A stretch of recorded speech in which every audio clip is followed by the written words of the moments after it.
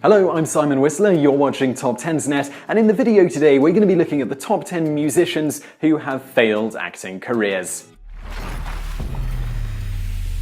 Of course, a few musicians have successfully crossed over, like David Bowie, Tom Waits, Cher, Will Smith and Barbara Streisand, just to name a few. However, not every crossover from music to acting has gone as smoothly. The problem is that while the two art forms do involve performing and emoting, they don't share many other similarities. So let's look at some of these train wrecks.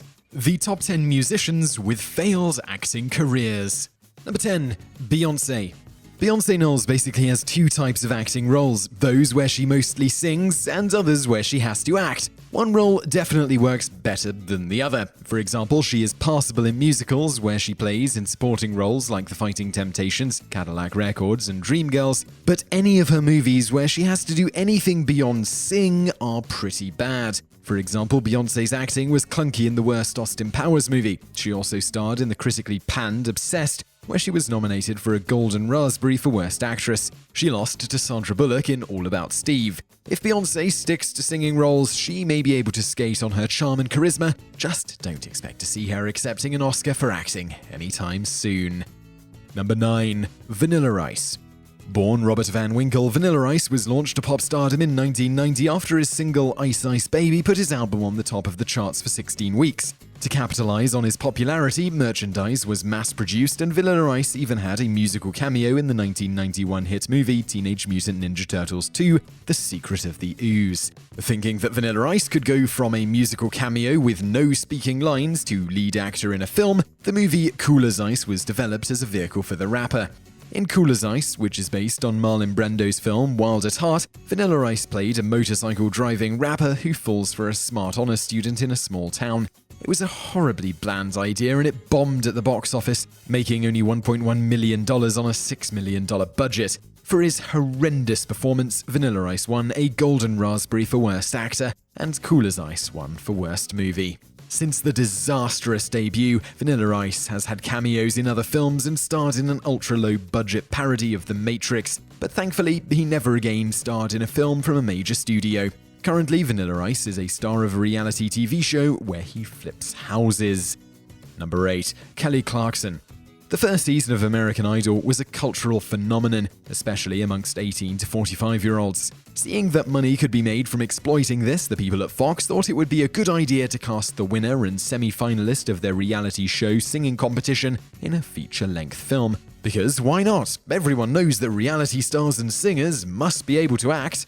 A movie was developed called From Justin to Kelly, and it is about a waitress from Texas, Kelly Clarkson, who meets a student from Pennsylvania, Justin Garini, and they have a complicated relationship. It was released and completely bombed in theaters because it was a terrible movie. A major problem was that neither Kelly Clarkson nor Justin Garini could act. Since they couldn't act and the situation was probably a little awkward because Kelly beat Justin, their on-screen chemistry is some of the worst in the history of cinema. The film was awarded 9 Golden Raspberries, including Worst Actor and Worst Actress for Garini and Clarkson respectively. They also took home Worst Couple.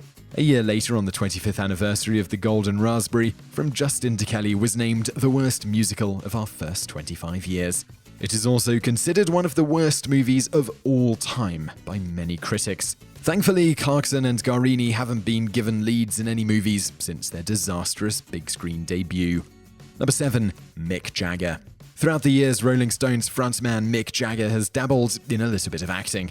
He is decent in a few films like 1970s Performance, where he plays an eccentric rock star. He is also really good in all the Rolling Stones' concert films. But any time that Jagger tries to show off his dramatic chops and play something besides a weird musician, you can see he isn't nearly as talented on a movie set as he is on a concert stage. In Jagger's first movie, Ned Kelly, he plays the titular character, and it could have been a decent movie, but Jagger's acting ruins it. However, his most notable failure as an actor was when he was cast as a villain in the 1992 sci-fi movie Free Jack. In the film, Jagger is the leader of a group of time-traveling bounty hunters that are transporting a race car driver to New York City in 2009 so that his brain could be swapped out for a billionaire's. Sadly, Jagger really didn't have that futuristic tough guy swagger to make him a believable villain. After Free Jack, Jagger had 2 supporting roles in 2 movies, one which is Bent, which was released in 1997, and then he appeared in 2001's The Man from Elysian Fields. Neither film was a major hit with the critics or the audience. Since then, Jagger has only made cameos as himself in films and TV shows. Number 6. Bob Dylan. Over the years, people have tried to put Bob Dylan in movies, despite the fact that it is obvious that he can't act. He got his first role in a film in 1974, where he starred in the horrendous Hearts of Fire as a reclusive rock star who takes on a female protege. The film was so bad that it only got a limited release, and Dylan wrote it off later. Time went on and Dylan stayed away from acting, but in 2003 he was in the film Masked and Anonymous. The problem was that a lot of really good actors wanted to work with him because, after all, he is Bob Dylan. When you put professional actors like Jeff Bridges, John Goodman, Jessica Lange, Bruce Dern, and Ed Harris in the movie alongside Dylan, his acting looks even worse. The movie was loathed by critics who called it completely self-indulgent and that Dylan's acting was near catatonic. Since then, Dylan has not done any acting. Number 5. Jessica Simpson.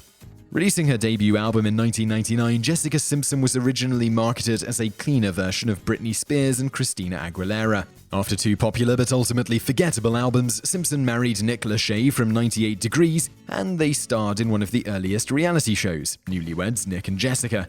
On the show, Simpson came across as a vapid airhead, but since she was pretty and she was famous, someone thought she belonged in the movie business. In 2002, she got her first acting gig, and I'm using that term incredibly loosely, appearing as Daisy Dukes in the horrendous big-screen adaptation of The Dukes of Hazzard.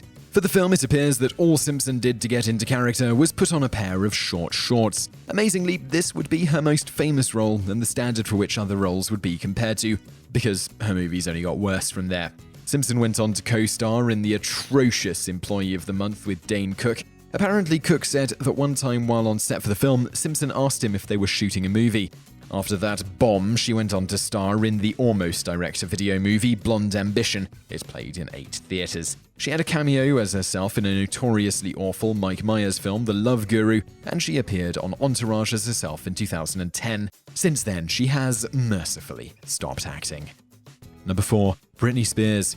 Spears broke out onto the worldwide pop scene with a provocative song and video, Baby One More Time, in 1997. After a few more hits, there were big expectations that Britney Spears might be one of those megastars who would transcend the musician-acting barrier. But anyone who has ever heard of the film Crossroads knows that Spears' acting was worse than any song she ever put out. The film, which was based on an idea from Spears herself, went into production in 2001 and it was released in 2002 to horrible reviews. Spears was awarded the Razzie for Worst Actress, and she also took home another one, figuratively, for Worst Song. While the film did bring in over $60 million, it certainly wasn't the launchpad to movie stardom that some people were expecting. After Crossroads, Spears made a cameo in Pauly Shore is Dead and Will and Grace. She also did 2 guest spots as Abby in How I Met Your Mother in 2008, but that is it for her acting career. Number 3. 50 Cent. After the success of 8 Mile, people thought that for some reason Eminem's protege Curtis Jackson, better known as his stage name 50 Cent, could pull off the same feat.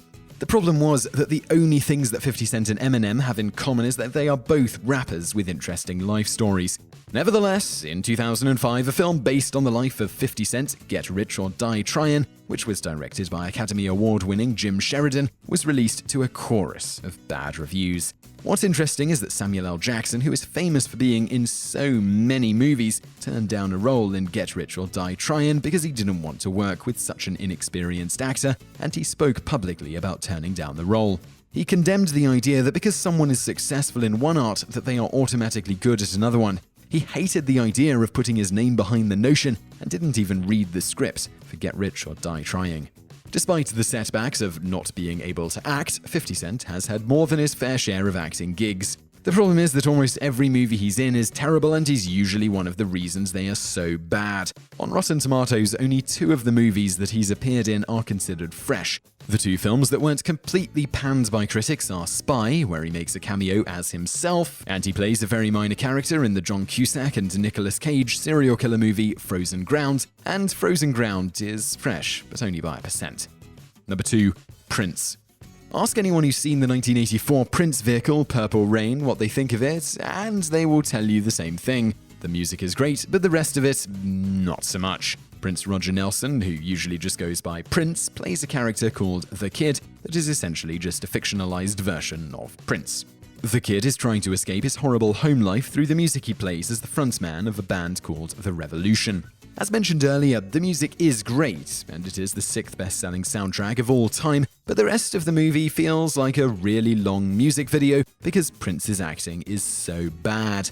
After Purple Rain, Prince directed and starred in the film Under the Cherry Moon in 1986. The movie was hated by critics and failed commercially. Prince won 2 Raspberries for the film for Worst Director and Worst Actor. Undeterred, Prince made a 3rd film, and it was a semi-sequel to Purple Rain called Graffiti Bridge. Not learning anything from Under the Cherry Moon, Prince wrote, directed, and starred in the film, and it again earned Prince a nomination Raspberry for Worst Actor, along with Worst Writer and Worst Director. And even though Purple Rain was a huge success, the sequel didn't attract much of the same audience, and it is considered to be one of the worst movies of the 1990s. But again, the soundtrack was loved, which is perhaps when Prince got the hint that he should just stick with music. Number 1. Madonna. We'll be the first to admit that Madonna has had a few good movies, but there is a reason that Madonna Louise Ciccone is still known for her music and not her acting. Some of her less than stellar films include Shanghai Surprise, Dangerous Games, Body of Evidence, and Who's That Girl? But the movie where Madonna's pathetic acting really shines through is the notorious 2002 film Swept Away. What's interesting is that Swept Away is a remake of a 1974 film, and the remake is pretty faithful to the original. What made the remake so offensively bad is Madonna's acting. Many critics say that it was so bad that it is a punishing ordeal for anyone who watches it. The film won 5 Golden Raspberries, including 2 for Madonna's acting, Worst Actress and Worst On-Screen Couple. The question then arises, does appearing in a supporting role in A League of Her Own and starring in Evita justify the rest of Madonna's work? And the answer is, of course not. She probably knows that too because Swept Away was the last movie she starred in, and she will hopefully stay in acting retirement. So while you probably didn't enjoy any of those actors' films, please do give this video a like. Also, if there are some other crossovers that we've missed who you think really deserve to be on this list, do give us a comment below. We're really curious to see what you think. Also, if you liked this video, over there on the right, a couple of other ones that you'll probably enjoy. And do subscribe to our channel. We put out brand new stuff just like this every day. Thanks for watching.